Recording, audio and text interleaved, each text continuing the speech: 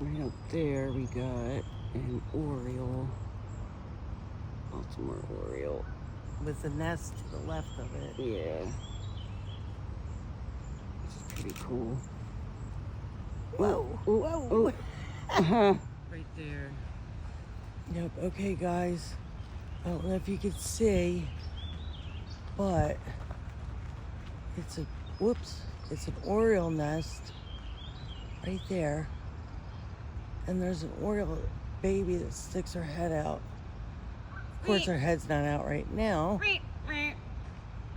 Oh, there you go. Oops, sorry. There's her head. I feel, oh my God, how cute. All right, bye guys.